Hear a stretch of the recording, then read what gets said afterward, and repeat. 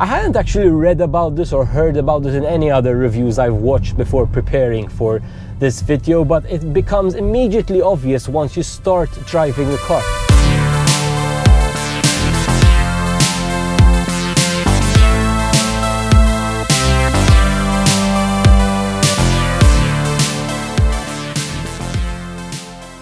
Alright, here we are, the Ford Explorer at long last. I say that because it's been a while since Ford showed off this vehicle for the first time. But here it is, out on real world roads from a production ready vehicle. Now I'm taking you out for a drive to find out a number of things today. I want to tell you all about the regen, all about the real world driving range, which is quite an interesting one here, because despite this car being built on the VW MEB platform, right, it actually gets, according to the spec book, better range than those VW cars. I want to find out if that is true and by how much. So we have a lot to get through. I'm Luke and welcome to another episode of The Future is Electric.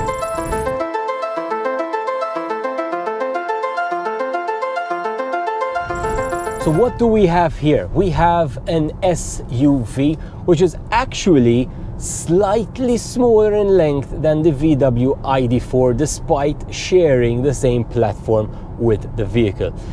And that comes as a bit of a surprise to me, because when you see the car, I don't know if it's the big bonnet, the big American style bonnet, which sort of gives this away, but it does feel like a bigger car. Certainly in here, you do feel the presence of the vehicle around you. So this is a chunky, let's say that, vehicle.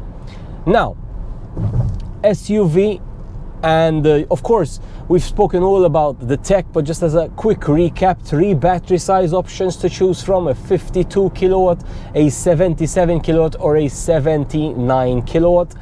The biggest battery variant comes with dual motors, front and rear, and that is actually the one they've given me today. So I have the biggest battery with dual motors in the highest trim level. So you've got the base trim level or the premium trim level, which again is what I have. So I am currently driving the top of the range model here of the Ford Explorer.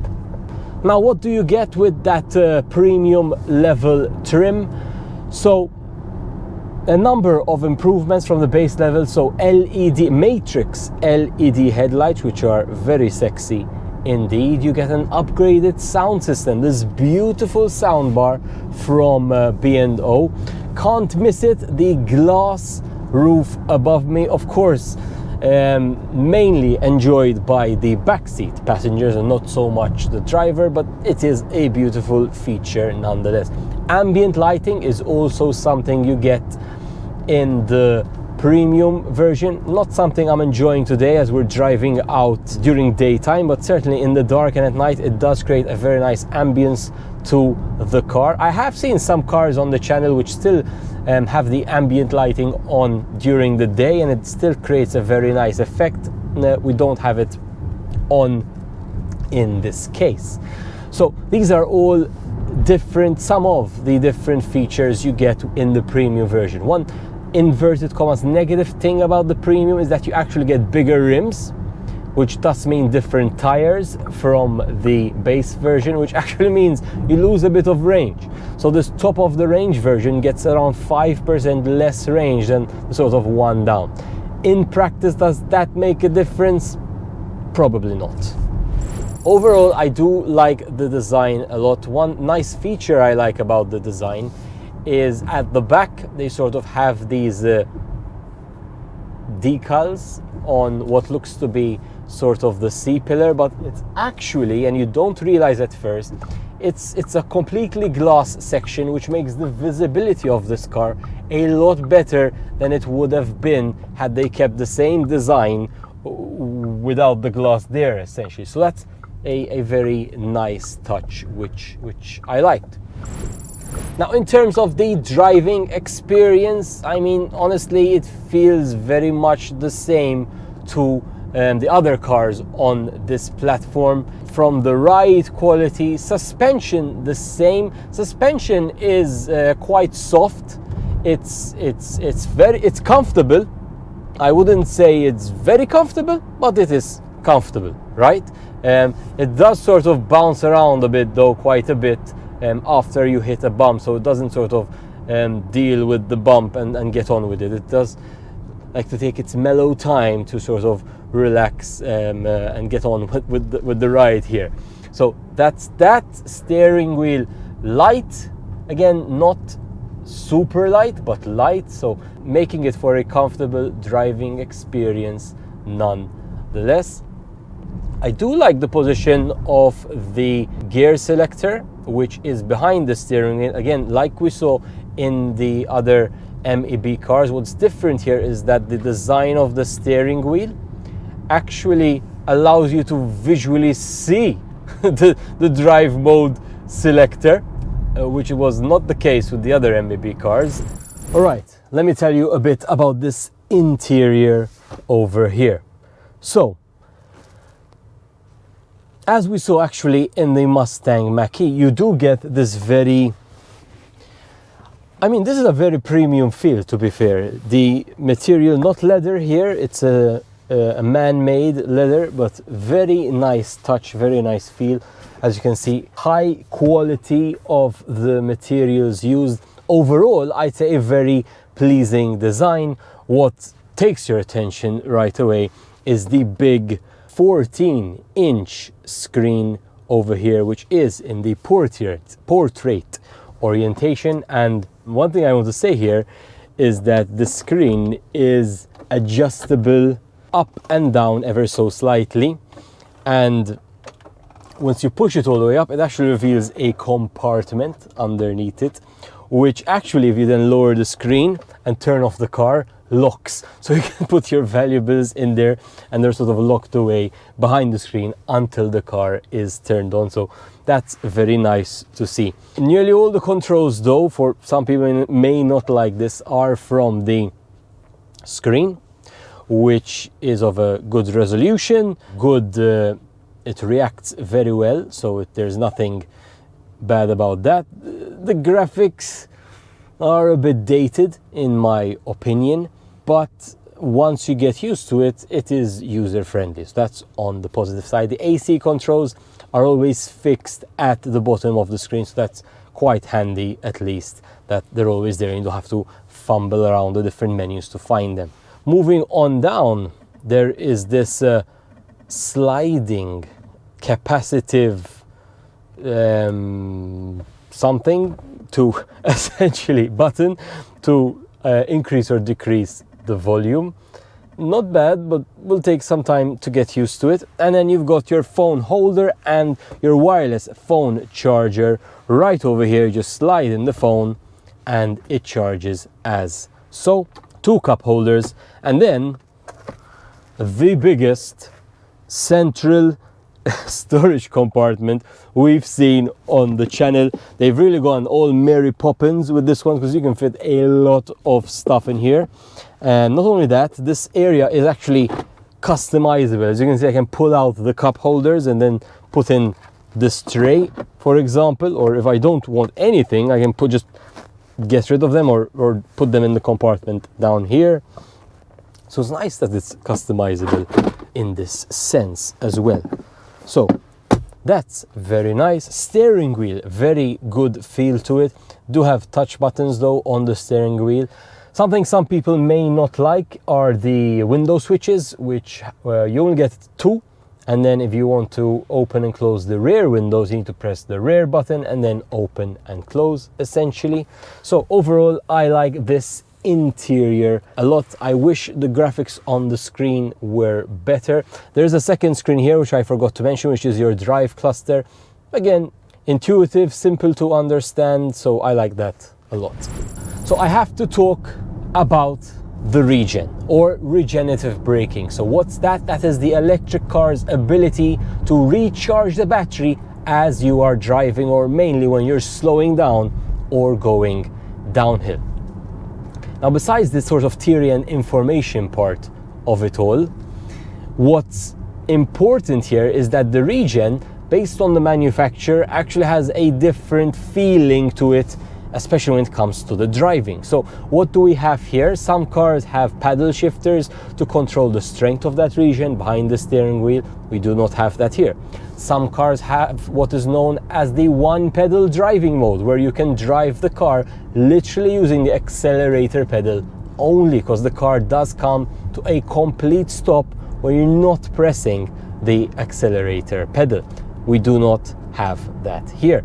This car has a standard mode where it is mainly off, so the car coasts like any internal combustion car would coast, but then it also has the B mode, which is initiated from behind the steering wheel over here, exactly like we saw on those other MEB platform cars. And in my opinion, judging on the B mode alone, so of course remembering that this car doesn't have the other regen features I spoke about, but based on the B mode alone, I think the B mode on the MEB platform, and of course in this Ford Explorer, is probably my favorite B mode from all the 40 electric vehicles we've seen on the channel so far. I will tell you why. There is this feeling that as soon as you let go of the accelerator, the car will start to decelerate, charging its batteries, but the deceleration has a very, very nice deceleration curve to it, whereby the longer you are coasting, the stronger the regen gets, and that makes it extremely comfortable to drive, particularly if you're using this feature, say when you're approaching a roundabout, which is when it really comes in handy. Now, another form of regen that this car has is what is known as adaptive regen, and I hadn't actually read about this or heard about this in any other reviews I've watched before preparing for this video, but it becomes immediately obvious once you start driving the car, because it is as though the car has a sort of sixth sense, in the sense that as you approach traffic, as you approach a roundabout, even if you're not in that B mode, right?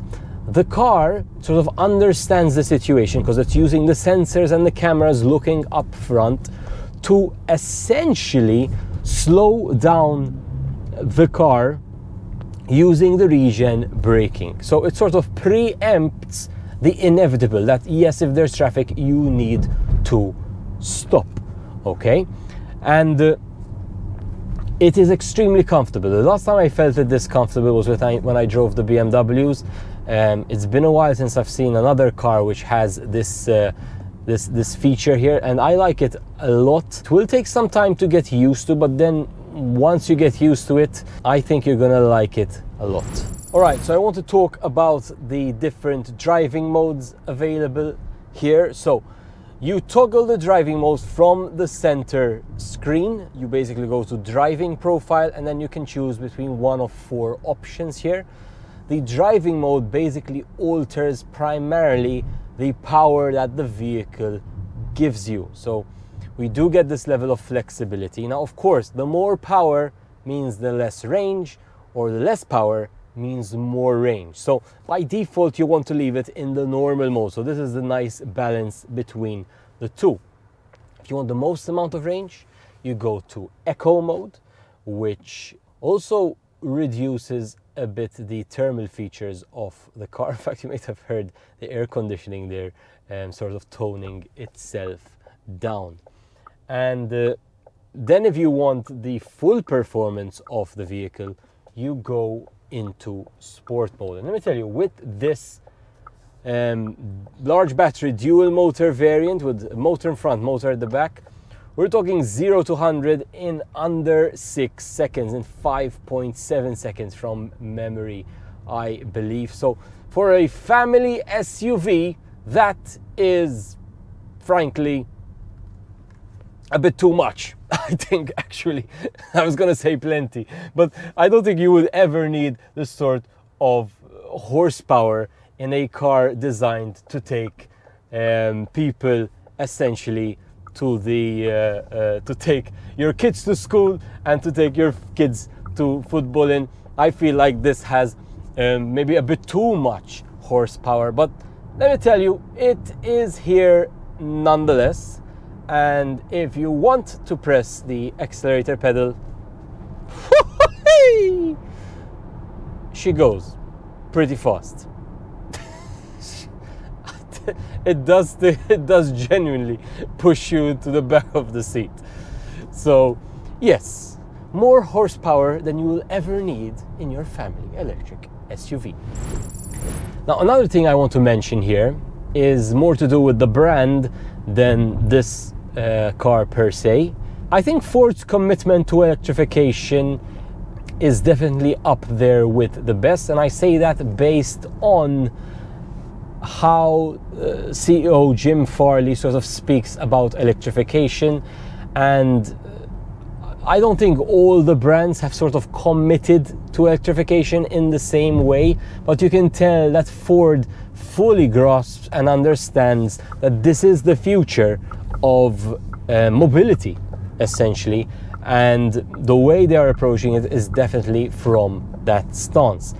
Having said that, I am slightly disappointed that this car, the Ford Explorer, was actually built on that MEB platform, which is great, don't get me wrong, but it is a platform from another manufacturer, right? Seeing this level of commitment, you would have hoped to see Ford coming up with their own platform, which they have done for the Mach-E, the Mustang, which we also saw on the channel. But for whatever reason, they've decided to build this car and some others to come like it as well, using a platform from another automaker. I don't know, maybe they got a good deal, because it is a good platform, don't get me wrong, but I feel like if you're committed to this change, you would develop your own platform as soon as possible.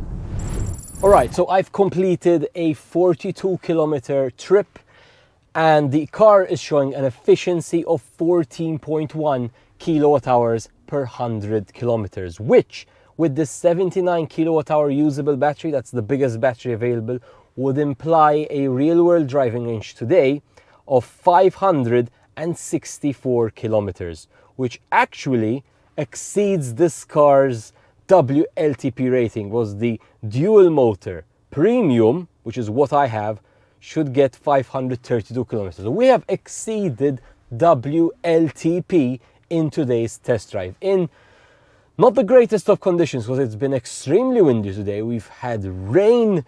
I've had the car in normal mode, by the way, so not in eco. So in eco it would have done even better than that, and with the air conditioning on. So real world driving test exceeding WLTP in the brand new Ford Explorer.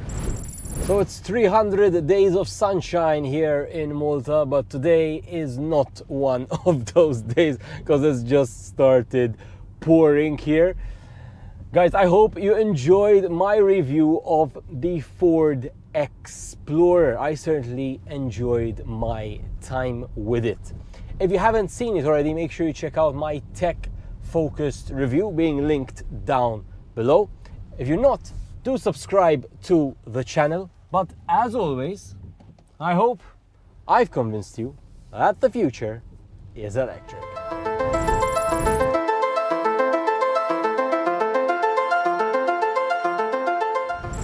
Hi guys, again, thanks so much for watching. If you're enjoying the content, make sure you hit the subscribe button over here. If you're a frequent viewer and you want to help support the mission a bit more, then consider joining the channel over here. Want to see more videos like this one? Links over here as well.